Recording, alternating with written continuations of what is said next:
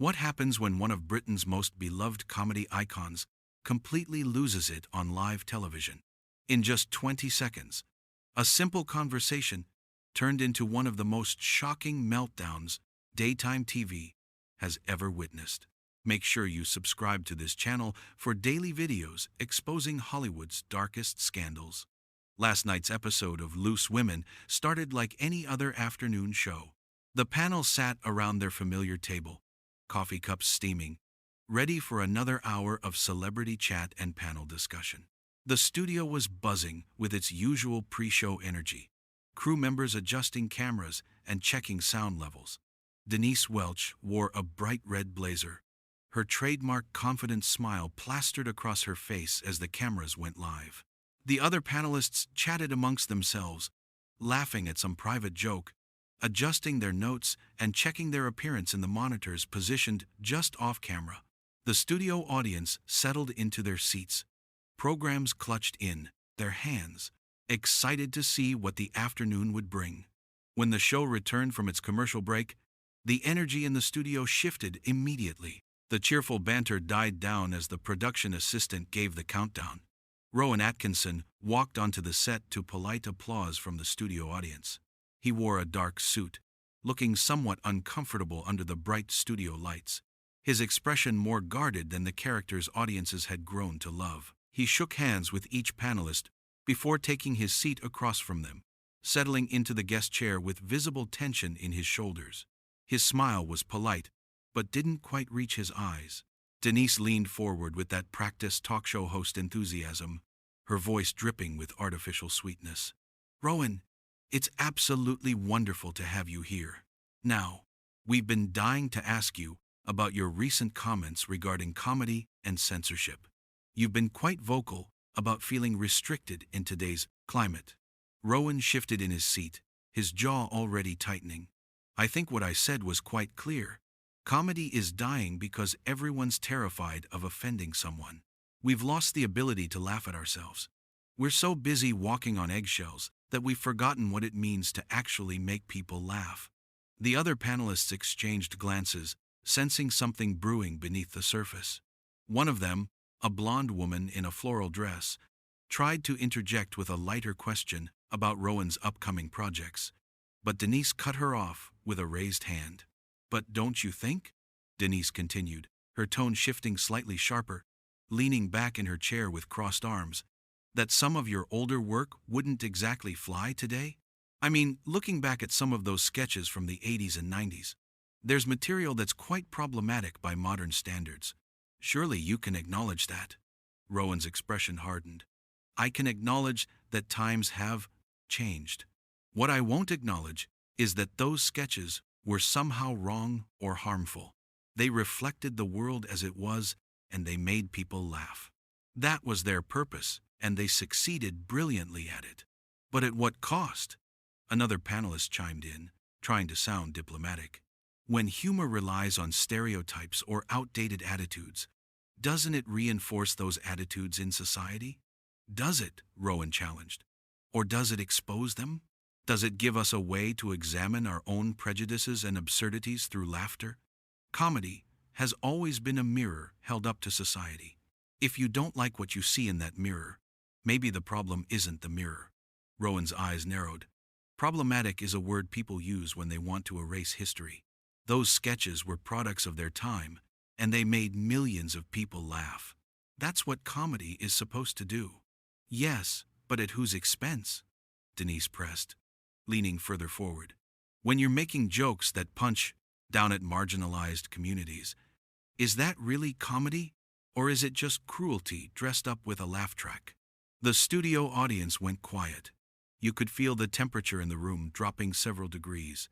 Rowan's knuckles whitened as he gripped the armrests of his chair. "I never punched down at anyone," he said, his voice low but steady. "I created characters. I satirized human behavior. If you can't tell the difference between satire and cruelty, then perhaps you shouldn't be hosting a show about culture and entertainment." One of the other panelists tried to defuse the situation, laughing nervously. "Well, I think we can all agree that comedy has evolved over the years. And that's probably a good thing for everyone involved. But Denise wasn't backing down. Her face had flushed slightly. Whether from anger or the studio lights, it was hard to tell. Evolved? Is that what we're calling it? Or has it just become so sanitized that nothing means anything anymore? Because from where I'm sitting, Rowan, it sounds like you're upset that you can't get away with the same material you did 30 years ago. Rowan leaned forward now, mirroring her posture. Get away with? I'm one of the most successful comedians in British history. I don't need to get away with anything. What I'm saying is that comedy requires freedom. It requires risk. And right now, people like you are creating an environment where taking any risk at all means career suicide. Every joke has to be focus grouped, sanitized, approved by committee. That's not comedy, that's corporate propaganda. People like me? Denise's voice rose an octave, her cheeks flushing visibly. What exactly do you mean by that? Please, enlighten us all about what kind of person I am. I mean people who sit on panels like this and decide what's acceptable. People who've appointed themselves as the moral arbiters of entertainment. People who think their personal sensibilities should dictate what millions of others are allowed to find funny. You've turned comedy into a minefield where one wrong step destroys careers. Another panelist, a brunette woman who'd been silent until now, tried to jump in with a nervous laugh.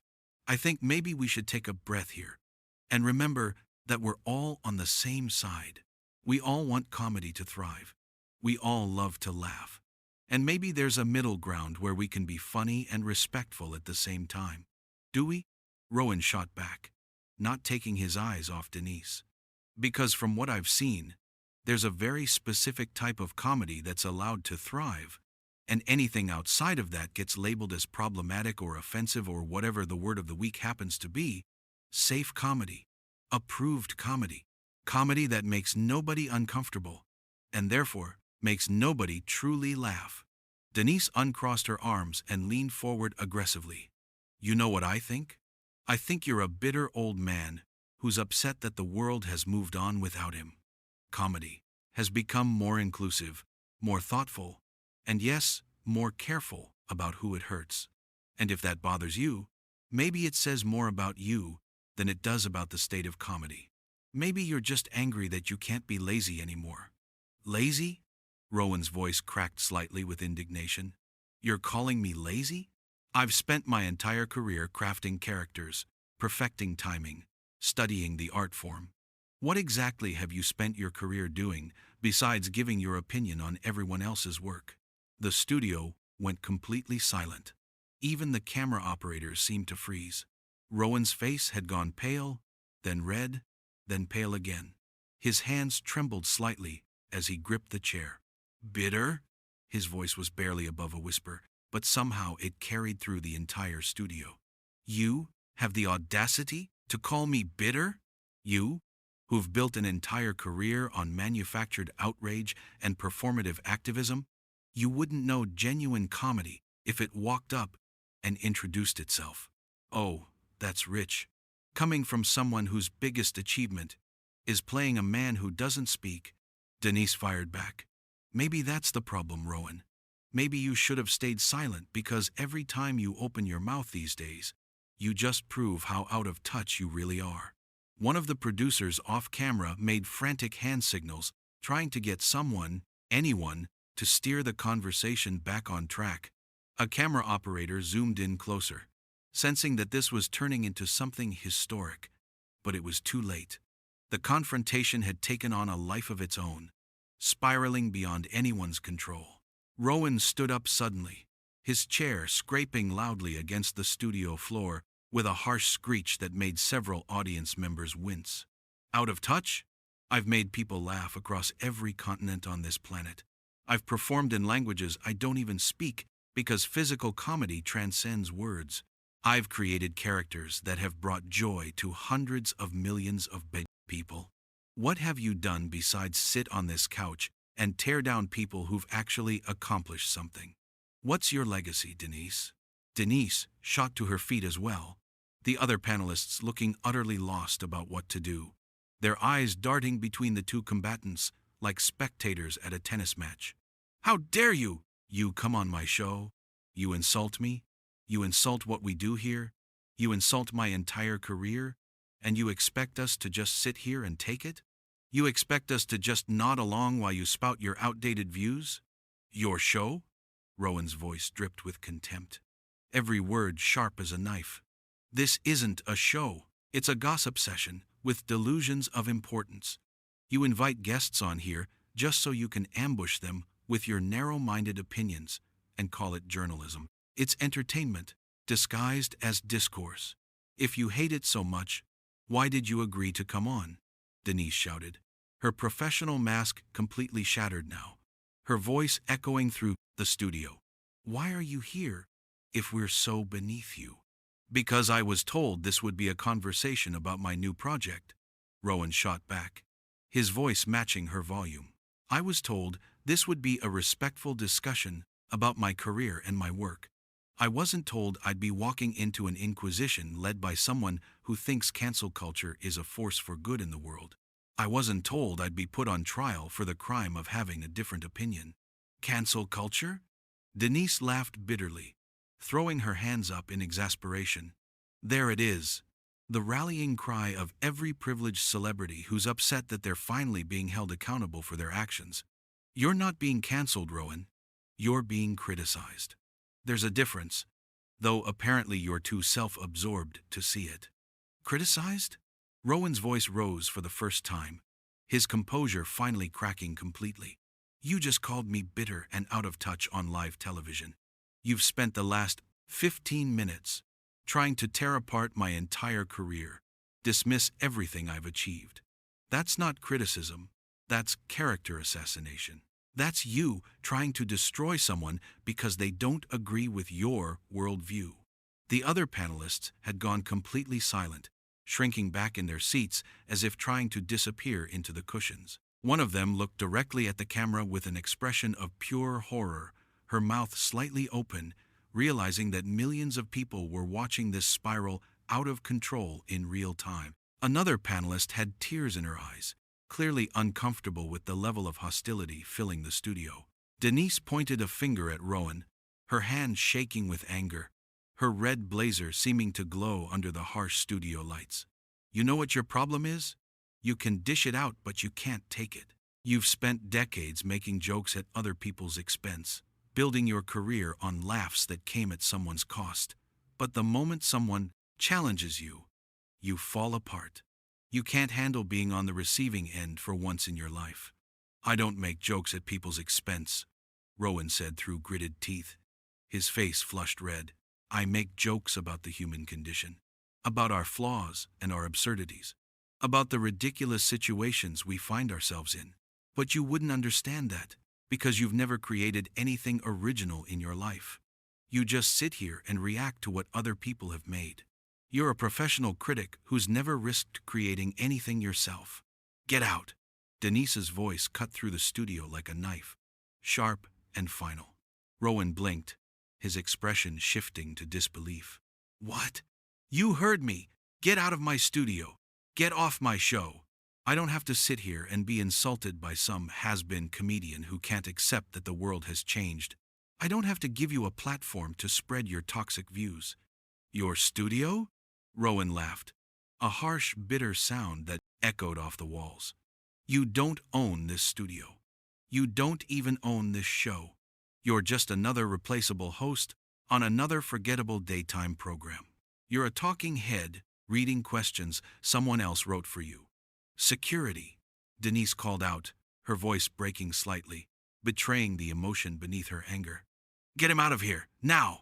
For a moment, Rowan just stood there, staring at her with an expression that mixed disbelief, anger, and something that might have been disappointment or even pity. The studio audience sat frozen, unsure whether they should react or stay silent, afraid that any sound might make things worse. You don't need security, Rowan said finally, his voice cold and controlled once again, the fury draining into something more like exhaustion. I wouldn't stay in this joke of a production for another second if you paid me. I have too much respect for myself and my work to waste another minute here. He reached up and unclipped his microphone. With deliberate slowness, making sure everyone understood this was his choice, letting it fall to the floor with a sharp crack that echoed through the studio like a gunshot. One of the other panelists flinched at the sound, her hand flying to her chest. "You know what's really sad?" Rowan continued, his voice dropping to something more contemplative, even as a security guard appeared at the edge of the set, looking uncertain about whether to actually intervene. "I came here today willing to have a real conversation. I was ready to discuss the challenges facing comedy, the balance between freedom and responsibility, the evolution of humor in society, all of it. I was prepared to listen and to share my perspective. But you never wanted a conversation. You wanted a target, someone you could parade in front of your audience and tear down to make yourself feel superior. Someone you could use to prove your moral credentials. That's absolute rubbish, and you know it," Denise said. But her probably voice had lost some of its fire. She looked rattled now, her hands gripping the edge of the table, like she was starting to realize how bad this looked, how this would play to viewers at home. "I asked you legitimate questions about your public statements. If you can't handle being questioned, maybe you shouldn't make controversial statements in the first place." "Questioned? Is that what you call what just happened here?" Rowan shook his head slowly. "You didn't question me. You attacked me. From the very first moment, you came at me with hostility and condescension. Every question was designed to trap me, to make me look bad. This wasn't journalism.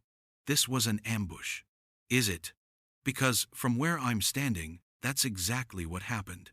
You came at me from the first question, looking for a fight. You wanted to provoke me, to make me lose my temper, to give you a moment that would go viral on social media. Well, congratulations, Denise. You got your fight. You got your viral. I hope it was worth it. I hope destroying any pretense of professional integrity was worth a few million views." Another panelist finally found her voice, standing up tentatively. "Rowan, please, can't we just calm down and talk about this like adults? Maybe we can start over, ask different questions, have the conversation you wanted to have." Rowan turned to her with a sad smile, his expression softening slightly. "Adults? We stopped being adults the moment this turned into a screaming match. And I take responsibility for my part in that. I shouldn't have lost my temper. I should have maintained my composure. But I won't apologize for defending myself against someone who invited me here just to attack me. I won't apologize for standing up for myself when I'm being torn down on live television." "Nobody attacked you," Denise insisted, though even she didn't sound convinced anymore, her voice carrying a hint of desperation. "We asked legitimate questions about your controversial statements. If you interpreted that as an attack, that's your problem, not mine." "Controversial to whom? To you? To whatever Twitter mob you're trying to appease this week?" Rowan shook his head, his expression hardening again. "I've been doing comedy for over 40 years. I've performed for royalty, for presidents, for ordinary people in every corner of the world. I've made children laugh, and I've made grandparents laugh. And in all that time, I've never compromised my artistic integrity to make someone like you comfortable. I've never let fear dictate what I create." "Someone like me?"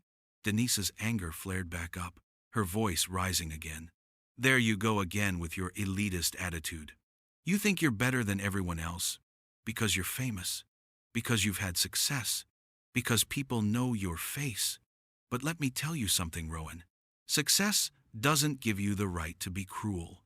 It doesn't give you the right to make people feel small. It doesn't give you immunity from criticism." "I never tried to make anyone feel small," Rowan said quietly, his voice barely above a whisper, but somehow carrying through the entire studio. "But you did. You tried to make me feel small from the moment I sat down. You tried to diminish my career, my work, everything I've built over decades. You questioned my relevance, my talent, my worth. And when I stood up for myself, when I dared to push back against your narrative, you couldn't handle it. You couldn't handle someone not backing down." The security guard stepped closer, his hand hovering near Rowan's elbow but not quite touching, unsure whether to actually escort Rowan out or just stand there as a symbolic presence. The guard's face showed confusion, clearly not trained for this type of situation. Rowan noticed him and held up a hand, his gesture gentle but firm. "Don't worry, mate, I'm leaving. There's nothing for me here. There never was." He turned back to Denise one last time, his eyes locking onto hers with an intensity that made her look away briefly. "You want to know what's really killing comedy? It's not censorship. It's not political correctness. It's not even cancel culture, though that's certainly part of it. It's people like you who've forgotten that comedy is supposed to bring people together, not tear them apart. It's supposed to make us laugh at our shared humanity, not weaponize our differences. It's supposed to help us see ourselves more clearly, not divide us into camps of the righteous and the condemned." "That's a lovely speech," Denise said sarcastically, though her voice wavered slightly. "Very moving, very rehearsed. Shame you couldn't have channeled some of that eloquence into being a decent guest instead of an arrogant prick who thinks the rules don't apply to him." Several people in the audience gasped audibly, their shock visible on their faces. The other panelists looked like they wanted to sink through the floor and disappear forever. One of them covered her face with her hands. Another stared at Denise with an expression of disbelief, as if she couldn't believe her colleague had just said that on live television. Rowan just smiled sadly, a look of genuine sorrow crossing his features. And there it is. When you run out of arguments, when logic fails you, you resort to name-calling. Very professional, very mature. Your viewers must be so proud to have you representing them. I'm sure they're all at home right now applauding your grace and dignity. He turned and walked toward the exit, his footsteps echoing in the suddenly quiet studio, each step deliberate and measured. The cameras followed his movement, capturing every moment of his departure. Denise called after him, her voice desperate now, tinged with something that might have been regret. "That's right, walk away! Run back to your mansion and complain about how unfair the world is to rich white men. Go cry into your money!" Rowan stopped at the edge of the set, but didn't turn around, his back straight and his head held high. "You know, I actually feel sorry for you, Denise. You're so consumed by anger and resentment that you can't see how poisonous it's made you. You can't see how this bitterness has eaten away at whatever joy you might have once had. I hope someday you find peace. I really do. I hope you find whatever it is you're looking for, because this clearly isn't it. I don't want your pity." Denise shouted, her voice cracking on the last word. "I don't want anything from you. Just get out." But Rowan was already pushing through the heavy studio doors, the sound reverberating through the space. The doors swung wide, revealing the dimly lit corridor beyond, a stark contrast to the bright studio lights. For a brief moment, his silhouette was framed in the doorway, and then he was gone, disappeared into the shadows beyond. The cameras kept rolling as Denise stood there, breathing heavily, her face flushed and her hands shaking visibly. She gripped the edge of the table so hard her knuckles had gone white. The other panelists exchanged horrified glances, their eyes wide with shock and confusion. One of them tentatively reached out to touch Denise's arm, but she jerked away violently, as if the touch had burned her. "Don't," Denise said sharply, her voice rough and strained. "Just don't. Leave me alone." The studio audience remained completely silent, shell-shocked by what they'd just witnessed. This wasn't the usual banter and playful disagreement they'd come to expect from loose women. This wasn't celebrities trading jokes and sharing stories over coffee. This was something else entirely. Something raw and ugly and real. Something that felt too intimate, too personal to have happened in front of cameras and hundreds of strangers. People in the audience shifted uncomfortably in their seats. Some looked at each other with wide eyes, silently asking if this was really happening. Others stared at their phones, already, no doubt texting friends and family about what they were witnessing. A few had tears in their eyes, moved by the sheer emotional intensity of what had just unfolded. One of the producers finally found his voice through Denise's earpiece, his urgent tone barely audible but clearly telling her to go to commercial.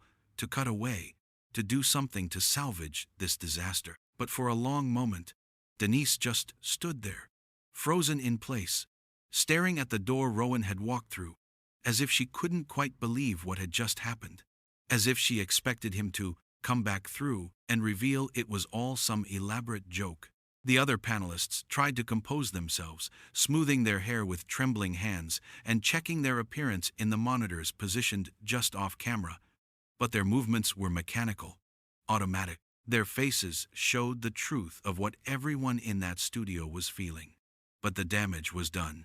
Everyone in that studio knew they'd just been part of something that would be talked about for years to come, something that would be replayed and analyzed and dissected endlessly on social media and in entertainment news. As the cameras finally cut away, the red recording lights blinking off one by one, Denise sank back into her chair, her professional composure completely shattered. Her shoulders sagged and her head dropped forward. She'd hosted thousands of shows, interviewed hundreds of celebrities, navigated countless awkward moments and difficult conversations, but nothing had prepared her for this, for a confrontation that had spiraled so completely out of control that there was no way to recover from it, no clever comment or smooth transition that could erase what had just happened.